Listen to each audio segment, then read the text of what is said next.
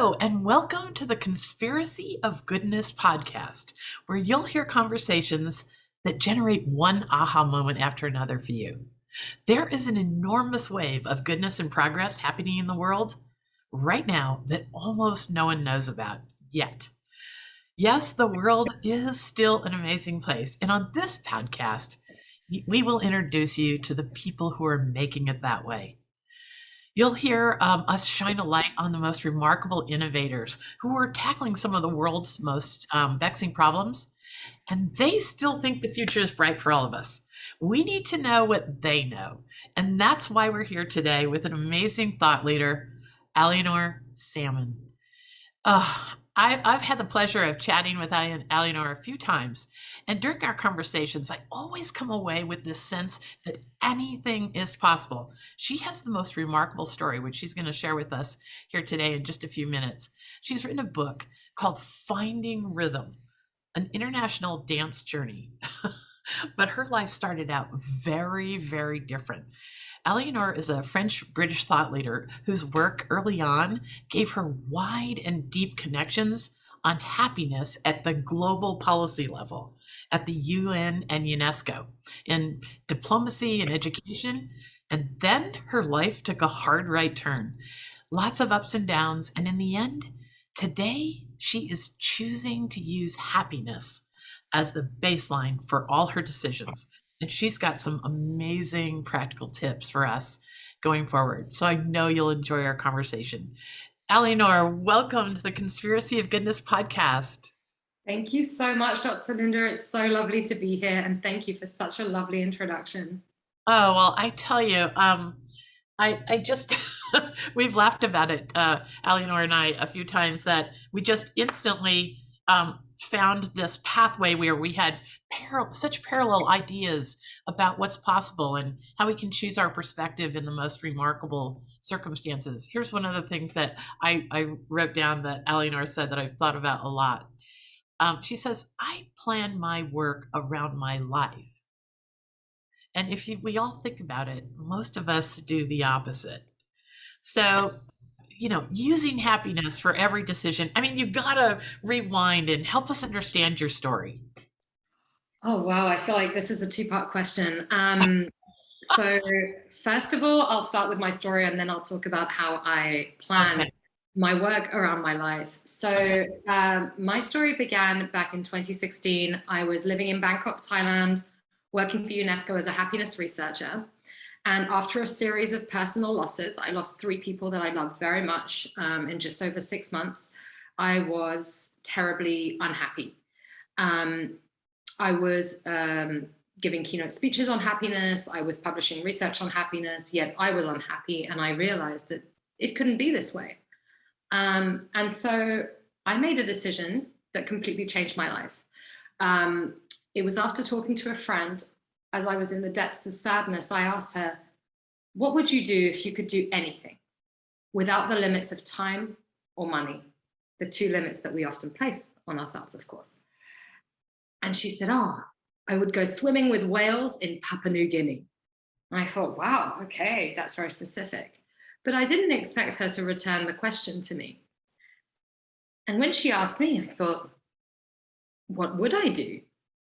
I've been so consumed with sadness. I've been working really hard. I can feel the first stages of burnout. And I closed my eyes, went deep into my heart, and I imagined myself feeling free and alive and like I was living my life fully. And the way that looked like to me, I love learning new languages. I've been speaking Spanish since I was a teenager. I was like, I'll be speaking Spanish. I'll be in the streets. There will be music. There will be community, and there will be dancing. And I thought, I would quit my job to learn how to dance in Latin America. And so what started with just an answer to a question actually grew into a full itinerary through the Americas, dancing through 8 different countries, learning 18 dances in just 10 months, and testing this hypothesis of happiness through dance by understanding the perspective from people along the way from these different countries and what happiness means to them. And it completely changed my life to the point that, to go to part 2 of your question, I now realize that my life comes first, my happiness comes first, and I plan work around my non-negotiables and my happiness. So it's this non-negotiable thing that is so hard for us to come up with first and then to stick with, because these times out there, it just everything seems so unpredictable. Just when you make a resolution that you're going to do it this way, it seems like you get hit by a wave where you can't do anything else but just keep your head above water. Talk to us about how this evolved. I think that what you're saying is completely true. Very often, for many of us, we are living in survival mode. We're just trying to keep going. But there's one thing that I think we all need to be reminded of, is that we can always say no to anything, to anyone. And everything is a choice. I mean, of course, some are living in very complicated and difficult situations. But a simple example would be just saying no and not accepting anything else. For instance, if your morning meditation practice is something that you need to be happy, then that is a non-negotiable. Or having a walk outside, or these kind of examples, or going to a dance class, as it is for me. We often think that we have to constantly adapt ourselves to others. And saying no is actually quite unselfish sometimes, because you're going to show up for people in a much better way. You're going to be able to share your joy and your happiness in a much better way when you're saying yes to things that light you up and saying no to the things that don't. This is a very, very important insight. I think that we complain about how people aren't nice and how topsy-turvy the world is, but I don't think that's true. I think most people are trying to kind of turn themselves inside out for others. And maybe that's sort of part of the equation that you're pointing to. Yeah, absolutely. I think that we often think that we have to do things. There are a lot of key words here. I have to do this, rather than I want to do this, or I get to do this. I should be doing this, or I could, but should we be using all these shoulds everywhere? I think that there are a lot of societal constructs and ideas that tell us what we should be doing, but only we know what is right for us and for the people that we love. So I think that it's very important to develop that trust in ourselves and know that our judgment is really worth listening to. Yeah, and then there's the whole conforming to what we think other people. I mean, I had a really young, an 18-year-old thought leader tell me when I was interviewing him, he had like 2 TED Talks before he was 19 years old, and he's a brainiac and lovely, lovely kid. And he looked right at me and he said, "Linda, I tell people my age not to run their ideas and their life plans through their parents." And at first I was like stiffened. And then he goes, "You know why? Because all the people you love want you to be safe. They want you to do the safest thing, the thing that protects your future and makes it super secure. They don't share your passions. Our passions are unique to each and every single one of us. So they won't necessarily support your passions. They're going to support your safety and security." Yeah, I really like this topic, and it's something that I was just speaking recently with a friend. Um, this culture of I will be happy when I have saved X amount of money. I will be happy when I have bought a house.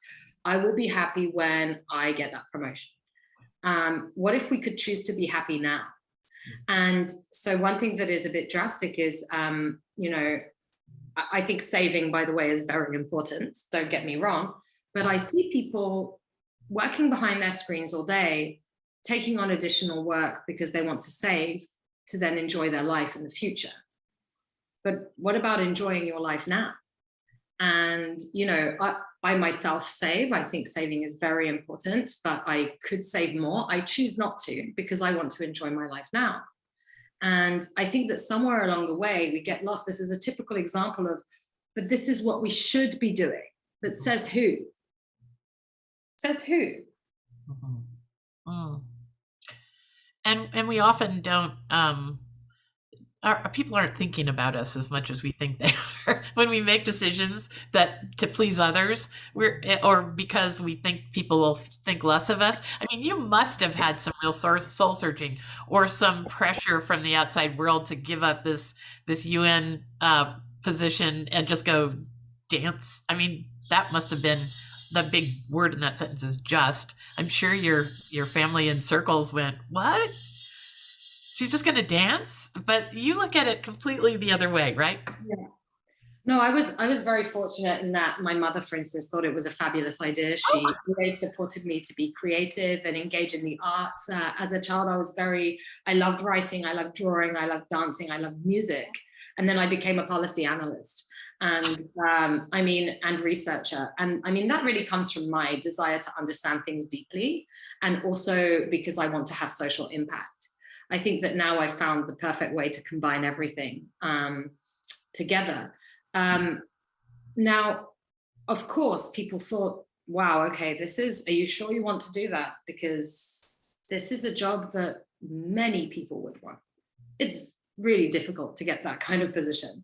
And the thing is, though, and it's interesting, I talk about this in the first chapter, the first 2 chapters of my book, Finding Rhythm, is the kind of fears that I overcame as I was preparing to leave my job, because I had a job that I loved. I really, really loved my job, but I had to choose myself in that moment.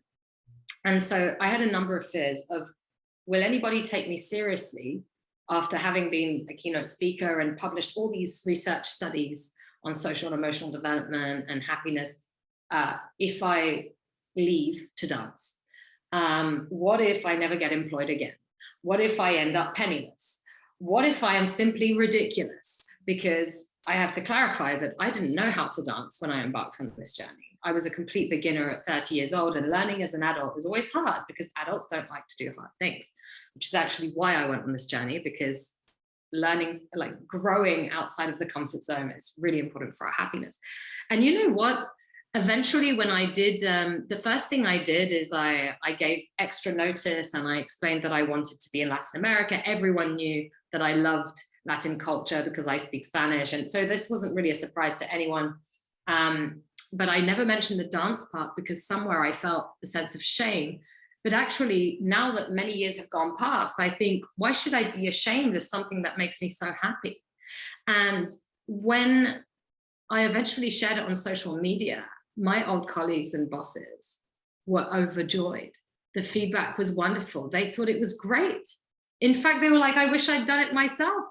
So, you know, I think a lot of the time we have this fear of we have to appear serious, but actually everyone would like to take a year to go and do something fun, like dance or paint or, I don't know, learn an instrument, because in the end, that's our essence. It's who we are, and we are not our job. This is something that I always talk about. We are so much more than our job title.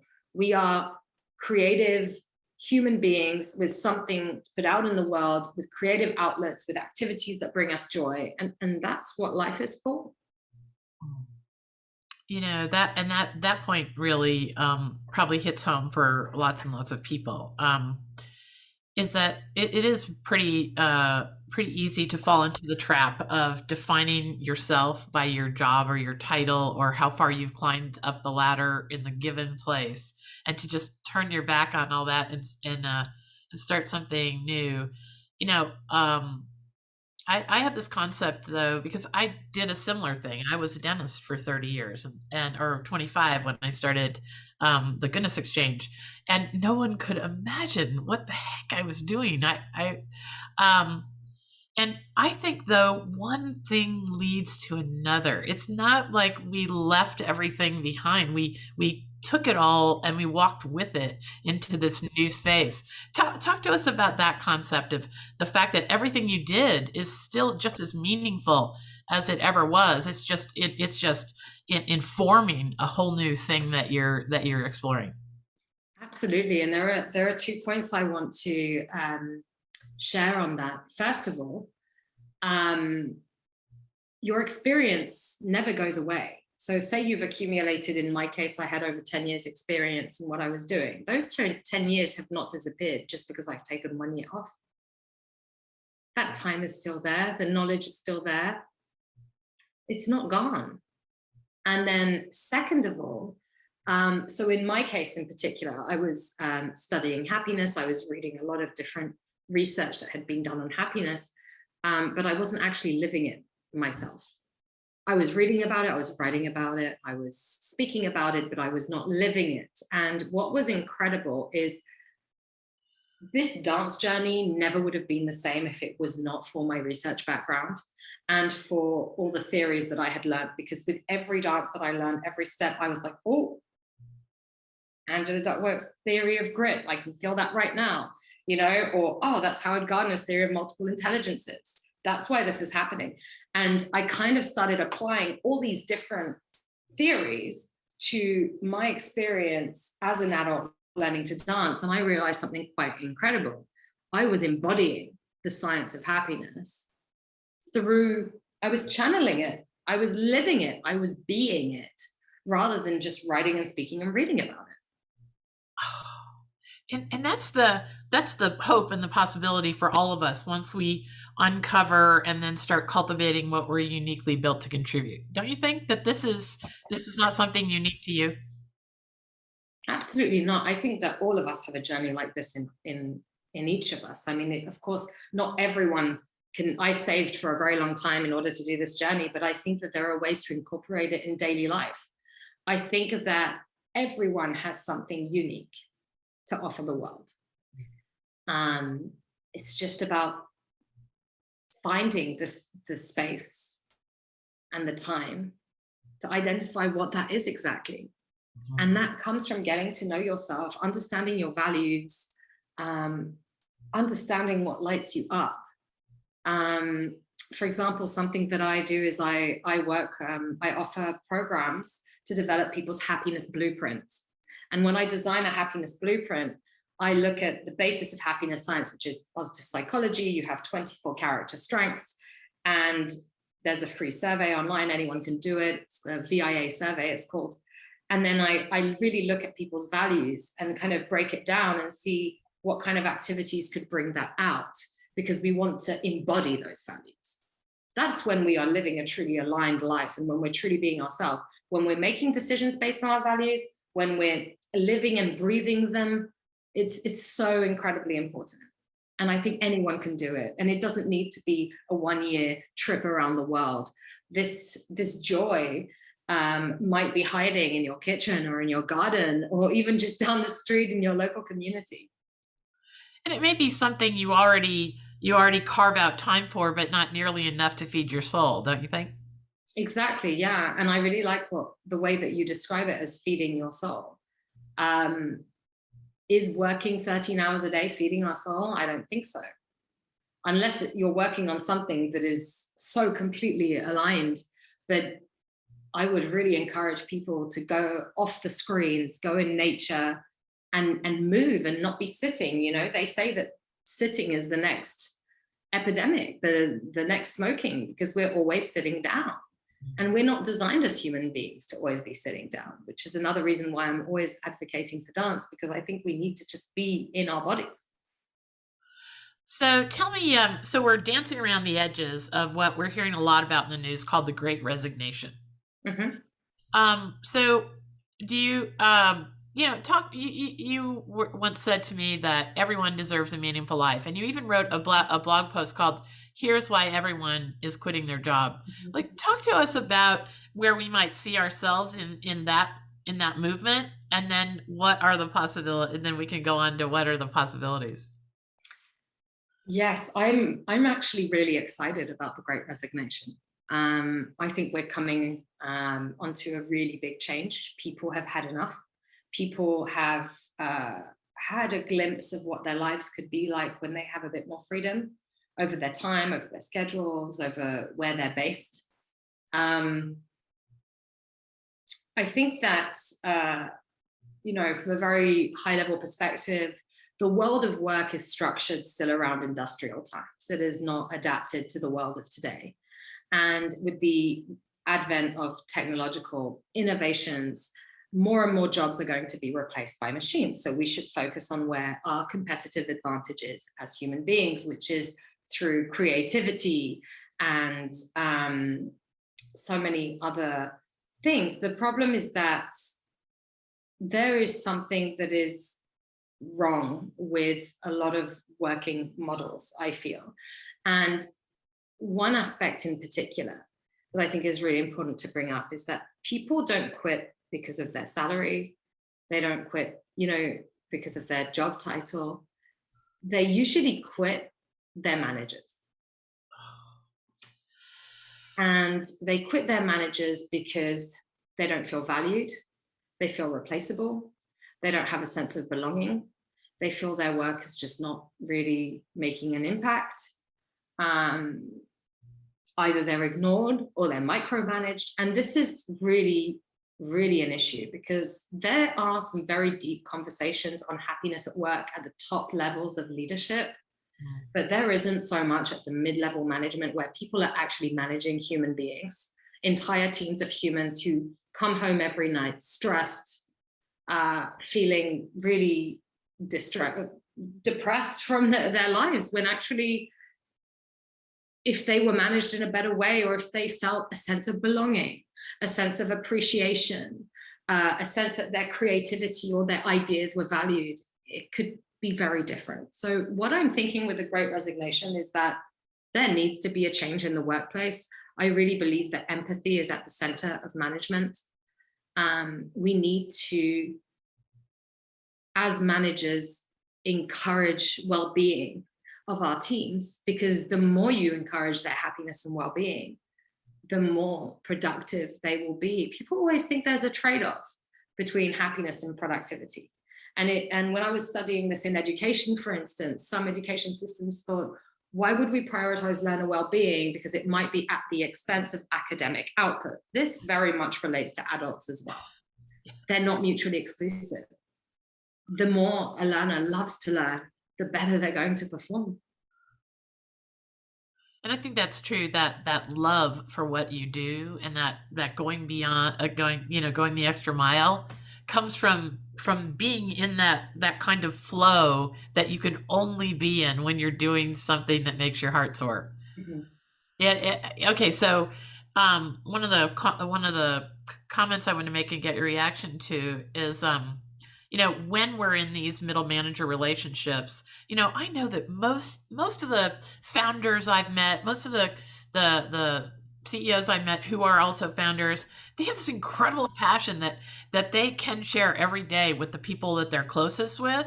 But as soon as an organization gets big enough to have a lot of middle managers, that connection, that appreciation for knowing the work of the people that are advancing your dream, that's a disconnect. And there's not a lot of leadership training going on in this world. Yeah, absolutely. I like what you said about the people that are building your dream, especially in the private sector. This is the thing. It always started off with somebody's dream. And if everyone, I think for all of us, we need to feel that we are fulfilling a purpose, that we're contributing to something meaningful and important. And if companies invested more time in events that could help raise awareness of just how valuable people's work is, it could really be a game changer. Totally. And I think we're getting there. I see this thing that I call the gratitude economy bubbling up. This way that many of us are seeking to do business, whether it's with a dry cleaner or a tennis shoe company or whatever. We're seeking to do business with others who we are grateful for. Mm-hmm. And I can see this workplace situation changing very rapidly as people demand that companies walk their talk, and then it's not just a slogan on the website and all that. So let's go into some of the things that you talk about in the book that I found so empowering. You talk about designing a life, mm-hmm. how we make decisions and choices. Mm-hmm. Let's dive into that a little bit. Yeah, I think that it's a very empowering process when you put yourself in a situation. I do this with journaling, for instance, designing your ideal life. What are you doing with your time? Where are you? With who are you? Um, Trying to visualize what that actually looks like. And I think that also developing self-awareness to question our choices, that's a very good example as well, because you could, for instance, in one day say yes to every invitation, or you could think, what is going to make me happiest? So for instance, sometimes it might be to not go out and socialize and instead spend time with yourself reading a book. But we need to understand what it is that brings us joy. And I think that we often have this feeling of helplessness, that actually our lives are in the hands of others, whether it's in the hands of society or our partner or our employers most of the time. But actually, what if we could choose? You can always leave your job. You can always change where you live. You can always, let me think, start a new hobby. This is all within your power. Now, the question is, why don't we do it already? Because it's uncomfortable. Anything different is uncomfortable. And adults don't like to do hard things. We don't want to do anything that we're not already really good at. But actually, by mixing things up, and that's how we grow, it's how we learn. And for example, I'm trying to think of, someone might think, okay, my ideal life is I work from home so that I can sit on the terrace and I can feel the breeze on my skin when I work, because that's something that makes me feel free. I don't work more than 6 hours a day, and every single morning I go for a walk and listen to a podcast. And then every evening I connect with someone on a soul level. I mean, imagine it like putting Lego pieces together. Your life can be whatever you want it to be. There are so many options and so many things that are free. Going for a walk is free, you know? So I think that we need to remove the limits, a lot of these limits that we have in our mind. Oh no, but I can't because I don't have the money, I don't have the time, I have kids, I have too many responsibilities. The first step that I recommend to everyone is just let yourself imagine without any restrictions first. Just don't worry. It doesn't matter if you need $1 million to fulfill that dream, write it. More often than not, you will realize that the things that really light you up don't cost that much. You just have to let yourself imagine without any limits, and then you'll find a way to make it happen. Okay, we've got to come through a whole bunch of practical tips like that. Let me take a break, and then when we come back, we'll start talking about these sort of head shifts that we've got to make. Let's take a break, and we'll come back. Dr. Linda here. If you are hoping that the world is a lot better than what we see on the news and social media, and if you've been overwhelmed by the misery and negativity coming from the screens in your life, I've got a wonderful connection for you.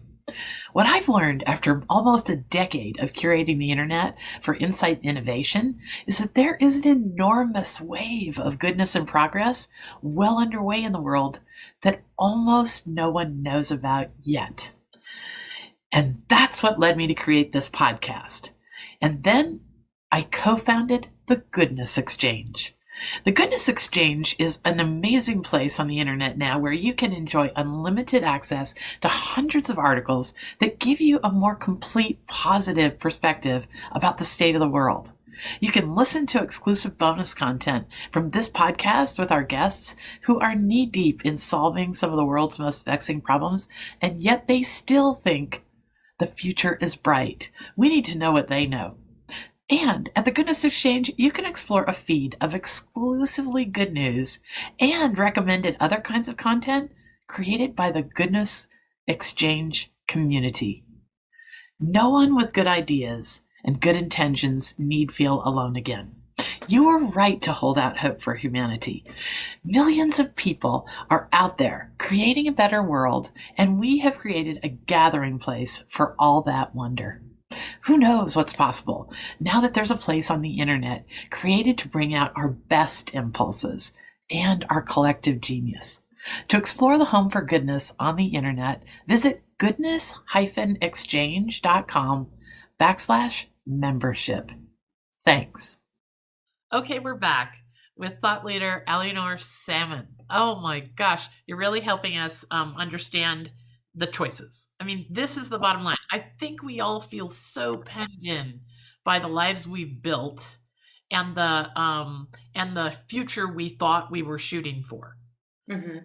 Did you have something like that out in front of you that you'd always were trying to gain on, and then suddenly that just evaporated, or was it sort of one step leads to another? Like sometimes it can be you can really commit yourself to something and find that you don't really want it in the end. Yeah, I mean, I think for me, it was very clear since I was probably around 15 that I really wanted to work for the UN. I imagined myself getting a lifetime contract and dedicating my life to policy issues that were important to me. And that would just be it. I knew I needed an international lifestyle because I love speaking different languages and living in different countries. But I thought that was the ultimate success, was just getting promoted up in the ranks of the UN and then being retired, and that's it.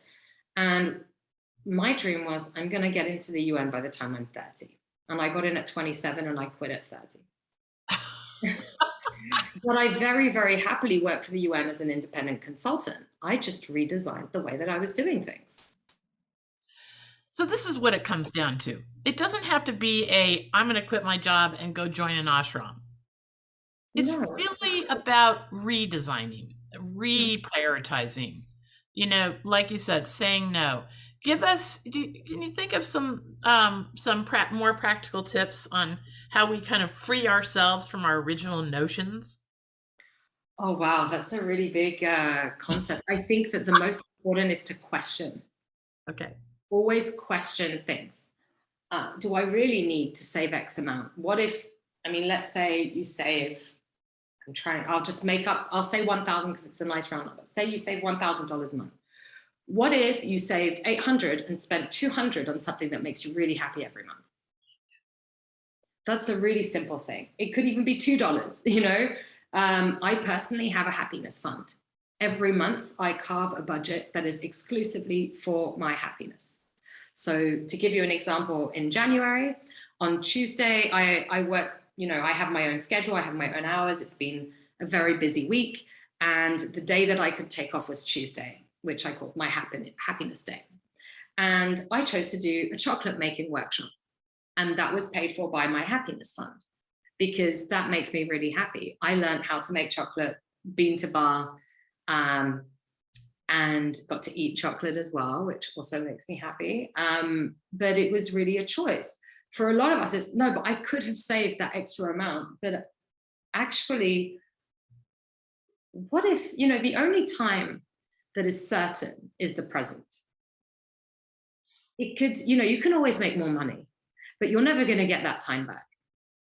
You're never going to get your youth back.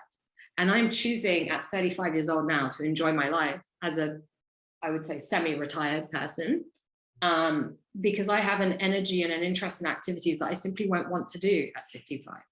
So that's one practical tip I can give, is have a happiness budget and be very intentional. Question what you do, be intentional. Every month I set an intention, and then I kind of theme things around it. So for example, right now my theme is innovation. I'm thinking about how can I be the architect of my own happiness? And I'm going to go building and creating and just imagining what kind of activities make me happy. What kind of people do I want to be with? What kind of book shall I read to suit that theme? So number one, question if something is really that important to you. Because, for instance, now I'm an independent consultant. I don't have an official job title. And it's not as fancy as before, but it's just a title. It's just a job title. And it allows me to have my own schedule, my own free time. So that decision came from evaluating what mattered the most to me. And to me, the most valuable currency that exists is time. I had a thought leader once tell me that she budgets her time before she budgets her money. And she always saves the time her when it much like you're describing her savings when she does time is saved for herself, for her core, what lights her up. And I can see that's probably fundamental because a lot of times, especially during the pandemic, our weeks just sort of unfold in some random hair on fire way every day. At least it could go that way for me very, very easily. Mm-hmm. No, we could easily just let life go by. And even when we have free time, it's so easy to just still be behind a screen, even checking all the newsletters we receive or scrolling on social media or just watching Netflix. But actually that time is there to also read a book or go for a walk or just sit and be with ourselves or dance or be silly or whatever it is that makes you happy. Well, and let's talk about this, the people we spend time with, because sometimes I think that's a factor bigger than we realize. And now, maybe not now, because most of us are not spending time with just willy-nilly anyone.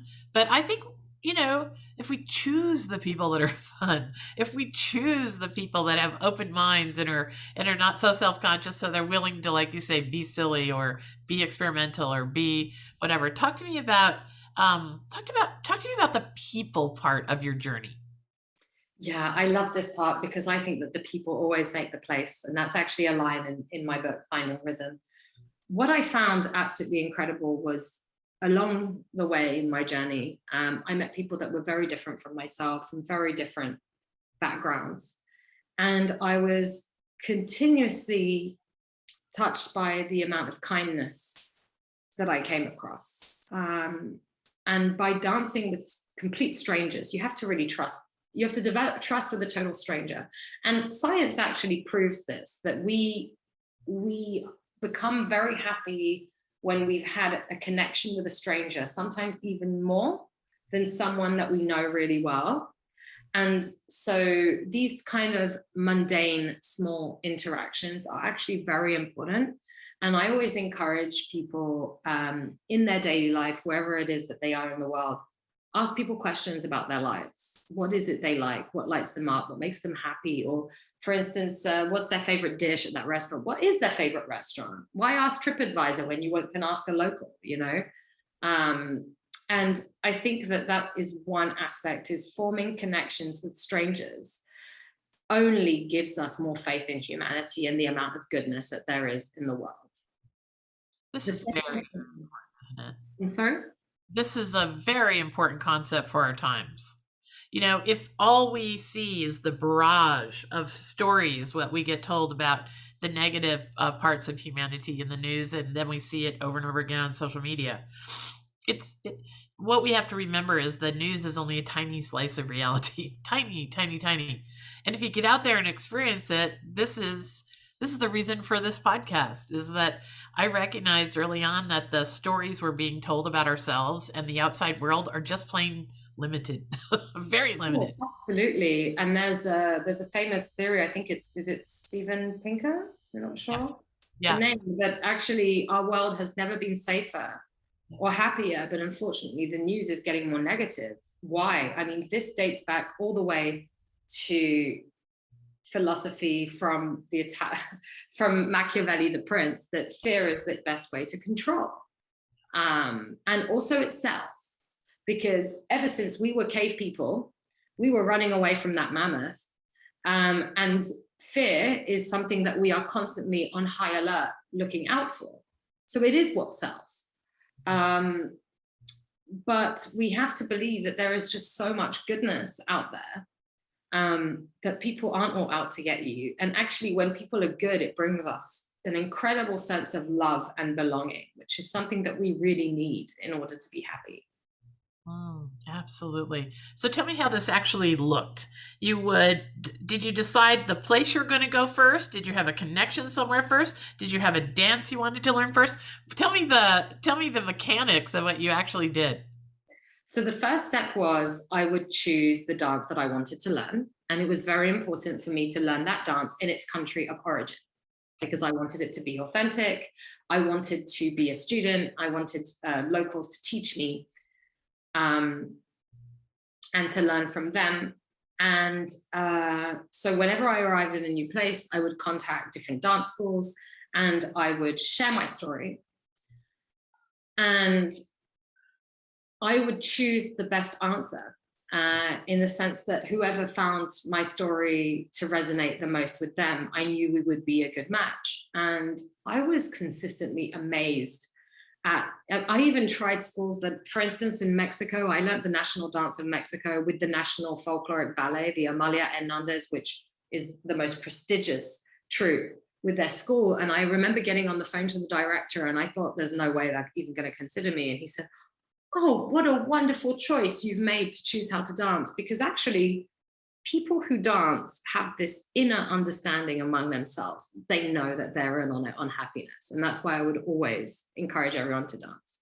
The level of fulfillment that you have. And for them to be able to share that with others and to also share their culture was something that they really liked. And they said, of course, come by our school, you're very welcome. We can arrange for you to have classes. And so sometimes I would get recommendations for other places, but it was very important for me to have a really positive connection. And this goes back to what you were saying earlier about we also can choose who we spend time with, because we are the average of the 5 people we spend the most time with. It's so important that some of us think, oh no, I should stay friends with my childhood friend because we've been friends for 30 years. But actually you don't have to. It's not, nobody is obligated to anyone else. Our values change over time. Our priorities change over time. And sometimes I like to think of it as that we have different chapters of our life. And there are certain people that we join in one chapter and then separate and maybe join in another chapter later on. But the people we surround ourselves with form a very important part of our perspective and ultimately our happiness. Oh, I could not agree more with you. I think that's one of the, of course, I always look for opportunity before I look for threat. So I'm looking at the pandemic and saying, this is an amazing opportunity for all of us to form different circles, either while we're in the pandemic, if we're comfortable with it, or we can figure out how to do it safely. But certainly when the pandemic starts to open up again, we don't have to go back to where we were. Mm-hmm. We've gotten an opportunity to break a little bit and choose people that bring us alive. Mm-hmm. So I love this. I just want to pause on this concept that you would call a place, or would you visit personally? Because didn't it work out that you were picking someone who was not indifferent? If you got somebody on the phone, or the person that you talked to at the place you called was indifferent or not excited about life or the story you were saying, you just moved on. Yeah, absolutely. And sometimes I would go in person, sometimes I would call, but I would always try and have a conversation to see, because also for them, maybe I'm not the right match for them if my story is not encouraging. But what I found really wonderful was the teachers I had, who then were, they were professional dancers, of course, but they were inspired by my story to then do other things as well. And it also made them really happy to see my process as a complete beginner. Because what I did because I had limited time in each place, I said, look, I don't know anything. I have zero knowledge of this dance style. I'm here for a week. Teach me what you can. And then we're making a video at the end. And the idea that I had to make a video for each dance, which are all on my YouTube channel, Bailando Journey, that's what I am on social media. Having the pressure of that video was really not about the video looking that good. In fact, a lot of my videos are not, they're really fun, but that's not where I dance the best. Or sometimes I can't even focus on smiling because I'm just trying not to topple over and I'm just trying to keep my balance. But the reason why I did that is because I wanted to give myself 100%. I wanted to completely dive in, immerse myself, and basically let that person guide me and see life through their eyes for some time. Now, Aliénor, that concept right there is so available to us all in whatever aspect of life that may make us soar. Whether it's guitar lessons, whether it's baling hay, whether it's fishing, whether it's, there's just no end to the people who are masters of something out there that truly could not think of anything better than sharing their love of something with another. Absolutely. And I think that we need to open our eyes to these things and also experiment. I think it's also important not to kind of box ourselves into one hobby or one interest. For instance, a lot of people say, oh, but I have two left feet and I don't like dancing. I'm like, still try it. Because actually everyone can. I'm quite clumsy myself. And as I said, like, my stability isn't the best. But I still learned it. And when people see me dance now, they think, oh yeah, but you're already advanced. And I said, yeah, but you should have seen me at the beginning. And I think this is a really big learning, is that actually anything is possible. We can learn anything. Yes. We just have to put in the time and the effort. And I do think we have to search for great teachers. I mean, it's a two-way street. Have you ever heard that expression? When the student is ready, the teacher will appear, and vice versa a lot of the times. But gosh, if we don't even make the time to discover and then cultivate what makes our heart soar, it all comes down to that. It's making the choices that lead to our being able to do that. So, talk to me a little bit about one of the things that I remember from a previous conversation with you is a really, really big picture of hope for the world. Mm-hmm.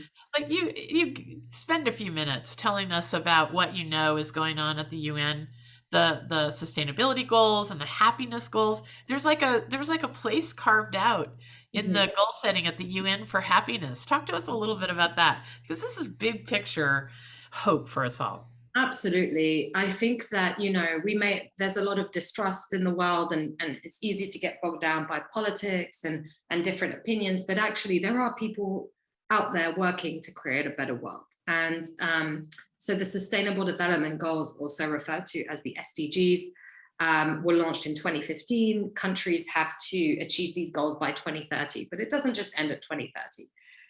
What I really liked about the Sustainable Development Goals is it really has this aspect of well-being and kind of throughout all of the goals. So for instance, SDG 4 is education, and Target 7 is about ensuring that learners can develop global citizenship, education for sustainable development, a culture of peace and tolerance. And this is where happiness lies. But even beyond that, there is a UN resolution on happiness that actually states that happiness is a human right. Oh. And this was instigated by the country of Bhutan, which has a measure of gross national happiness instead of gross domestic product. So what I found really interesting is, since this movement started, there has since been a World Happiness Report, which is really trying to look beyond economic outputs. We've constantly been looking, again, from these industrial times, how are countries doing economically?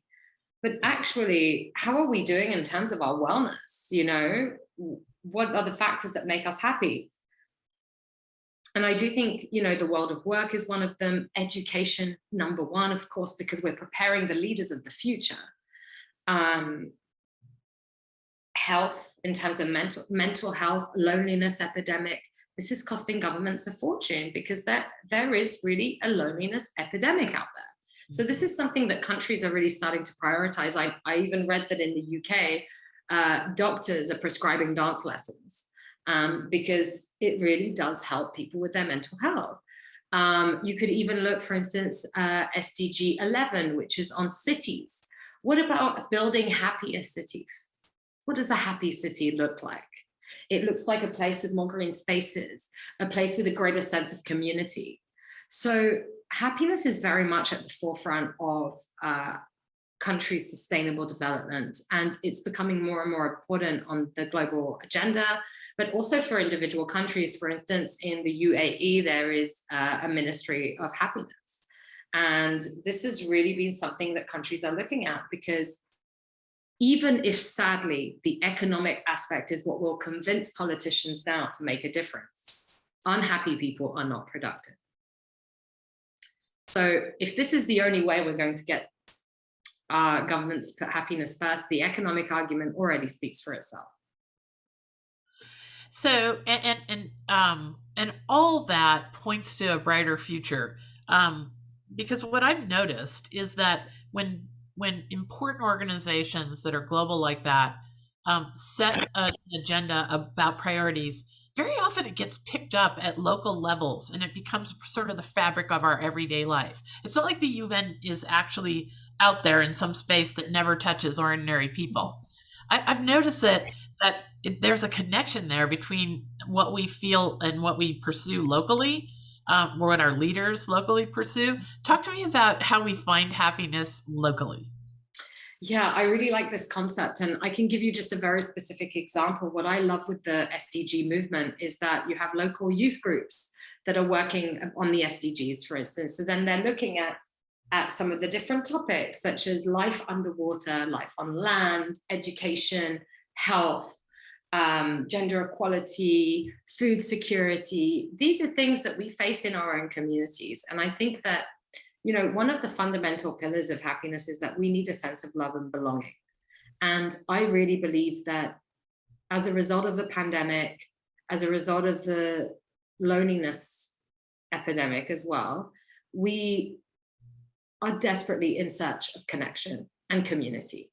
And so if we act at a very local level to make our communities a lovelier place to be, that is something that is so within our control if we all contribute. And it's very empowering as well to think that we can actually make our environments a happier place to be, starting with our own. I mean, even it could be as simple as redoing your desk, optimizing your desk for happiness, your home, your street, your neighborhood, your town, your region. I think that even if it improves just for a few people at local level, that's already making a huge difference. Well, that's the trend we see, is that I just see happiness popping up everywhere. I know I recently introduced you to a wonderful thought leader, Mo Gaudat, who talks about how we've got to teach artificial intelligence happiness and that it can be done. I mean, the topic of happiness is popping up everywhere. And I see that, gosh, it starts with your desk. Maybe it starts with just creating a little niche. Like, I'm in a house that's under construction because of a terrible water catastrophe. And my little niche right here, this corner, is my little happiness corner. It's everything ordered when everything out there is in chaos. Tell me about how you, as we wrap up here, tell me about your daily routines that just keep building and building this sense of happiness. Just share a few of those with us, Aliénor. I love that question, and I love sharing my different routines. I share them quite a lot. I'm most active on Instagram at Bailando Journey, so you might have seen some of this on my stories. But I like to start in the morning. I have a morning routine that starts with I use the app Calm, and I do a 10-minute meditation with Calm. And then I have a journal where I start off with the things that I'm grateful for. The aim is to put 3, but I easily come up with 5 to 7. Because even on the worst day, you will find that you'll always find things to be grateful for. And you really have to zoom in. And even in some of the darkest moments of the pandemic, I found so many things. Like, I'm grateful for the bird sitting on the branch through the window that is chirping. I'm grateful for a blue sky. I'm grateful for the fact that I have a roof over my head. I'm grateful for the meal that I just ate. And this is probably the fastest impact on your happiness that you can find by doing this on a daily basis. Because no matter how bad a day you're having, if you make yourself, you're always going to find so many things to be happy about that you'll think, oh, actually, why was I having a bad day again? So I write my gratitudes. Then I write an affirmation that is, or a kind of intention that is based on my monthly theme, something that I may be wanting to work on. So for instance, if I want to feel more grounded, I'll phrase something on this. If I want to be more creative, I'll have an affirmation. So I change it every month. And then I write so if I do it in the morning, then I write great things that happened yesterday.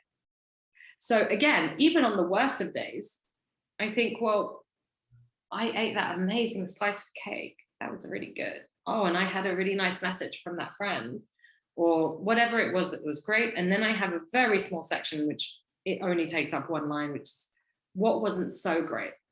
And then what's really interesting with the what wasn't so great, I've analyzed my journals over the course of a year, and they're always the same things, like going to bed too late, or I spent too much time on my phone, for example. But it really helps you assess your patterns of both what is really great, what makes you happy, and then what is actually impacting your happiness. So I do meditation, journaling. I usually light a candle. I do it in a very sunny part of my apartment when I'm in Lisbon, but I try and maintain it when I'm traveling. It's not always so easy, but I think that very small, consistent steps are really important. And then as I mentioned, I have on a monthly basis, I kind of plan my happiness goals based on my happiness budget. So what do I want to do this month that's going to make me happy? And then on a daily basis, I would think about using something I really enjoy doing is playing with colors. Different colors make us feel different emotions. So I usually get fruit baskets, like bowls of oranges, if I want to feel warmth. As you can see, I have a flower right next to me here. I think decorating our desk with flowers, candles, or even just plants as well, I think are really good. Having different colors to look at, basically curating your environment around your senses. This is something that I really like doing. So I think, what do I want to smell? What do I want to see? What do I want to taste? So I love the taste of my hot coffee in the morning. I love the sight of a beautiful flower. I want to see, when I see this kind of fuchsia pink, I think of like vibrancy. Today is going to be a vibrant day. I like having a tidy desk, but then with, just a very nice environment. Sometimes I bring over blankets and pillows and make it feel like it's like I'm taking time off. And of course, really good music. So I can't really listen to lyrics when I work, but I love putting on very relaxing playlists. It can either be classical music, it can be binaural beats that actually really help with focus. And I've also found that some mantra music can really help activate different chakras. So if you're into that kind of thing, for instance, if you're lacking motivation, I would recommend a playlist that is solar plexus activating, because that's where motivation is in the body. So that's a little deep dive you could send people on. Where would people start that kind of a dive into that? That's something that's completely foreign to me. Well, first I would open Spotify and I would put, for instance, if ever I'm in a situation where I need to work at night, I put late night work playlist. And I found this fantastic late night chill. And I was like, wow, I feel like I'm in a bar. Like, this is great. Or maybe I make myself a really nice herbal tea. Or sometimes I take myself to a really nice local cocktail bar that has a good table for working, and I have it with a cocktail and it feels like a night out. If I'm in that situation where sometimes with my flexible schedule, I take the day to be in the sunshine and I work at night. So that's one thing that I do at my desk. And then in my home, I definitely think optimizing sunlight, plants, and having colors and things that just really, when you see that color, you feel good. Whatever it is that just makes you feel good in your body. You've reminded me of a good topic to close on here, and this has been just a delightful conversation. We could go so many ways. I'm sure we're going to talk again, for sure. But let's end on this. I think this paying attention to what we're optimizing for in our life It's a word that I would have never probably known had I not been in the digital world, because that's what it's all about. Are we optimizing for this or optimizing for that? I never heard those words when I was just an ordinary person outside of an online uh, geek. Okay, so if it's all about what we're optimizing for, like during when I was raising my children, everything was optimized, everything. My entire day, what music I listened to, what would be on the radio when they were in the car with me, everything was optimized for raising kids that were not fearful, that that could be grateful and be their own people. So I think I've been optimizing for a certain thing. In my business, I optimize for connection with the dental practice, keeping the humanity in healthcare. That's definitely what we optimize for. So this thought about thinking about what we're optimizing for, I'm not sure. I'm pretty sure everybody does it, but I'm not sure we think about it very carefully and how we could go in the direction that you are, because you're optimizing for happiness. Absolutely. And that is the key phrase. When people think about optimization is, how can I optimize my time? How can I optimize my productivity? How can I optimize my taxes? How can I optimize my savings? Why don't we start optimizing our happiness? Because this is what's most important in the end. This is it. I can tell you from being involved in the lives of thousands of people in our dental practice is that life is very fleeting.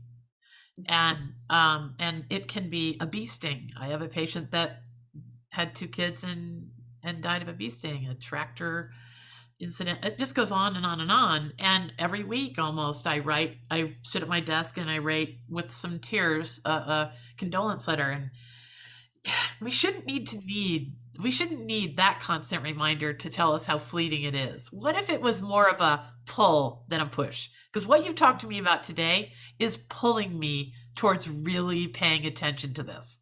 Mm-hmm. It's not the threat of a short life that will make me change. It's the joy that you've put forward for us. I really like the way that you've presented that. Sometimes we always wait for the worst things to happen to think about our happiness. Even in my case, I was extremely sad when I made the decision to go on this dance journey that changed my life and led me to my own happiness. But what if, as you said, it's more of a pull factor? It's like, I'm going to follow my excitement. I'm going to follow my joy. I'm going to follow whatever it is that sparks something in me that I feel I can contribute to others. That makes me feel alive, that makes me feel connected. And these are the things that we want to optimize. And anything that doesn't, that's what we need to reduce. Well, okay, we're gonna wrap up right there. Those are really good words to just pause on and give some thought to. I can't thank you enough for sharing parts of your journey and your discoveries and all that with us. So tell us exactly where people can connect with you and your work, and tell us a little bit more about how about what they're going to understand in the book, all that. Sure. So my book, Finding Rhythm: An International Dance Journey, is on sale wherever books are sold. You can order it from your local independent bookstore or from Amazon, Barnes & Noble, literally anywhere. You can also visit my website, bailandojourney.com. That's BAILANDO journey.com. I'm most active on Instagram at Bailando Journey, where I'm sharing happiness in daily life. I always share different practices to optimize happiness. And on my website, you will also find my free happiness workbook with 7 steps to happiness to get you rethinking about your dreams. And I also work with people in designing their own happiness blueprint and happiness journeys, which is something I'm very passionate about. And to end with some final words, I just want to remind everyone that it's a difficult argument, but happiness is a choice, and we all have the courage inside us to make that choice. Lovely. Absolutely lovely. Well, Aliénor, thank you so much for sharing this with the Conspiracy of Goodness. You are part of it. You are you're a charter member of the Conspiracy of Goodness, out there leading. Thank you so much.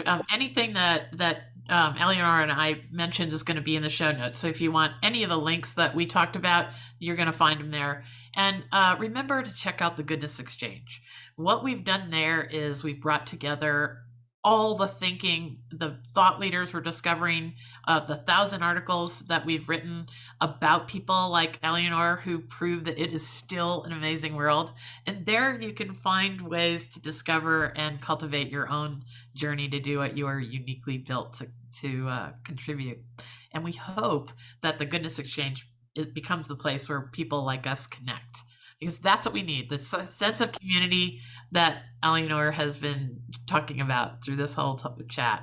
So thank you. I hope all the connections she and I have shared with you of goodness and progress carry you through your week, and you will find the joy and wonder that Aliénor is so lovely in a lovely way pointing to. Have a great one.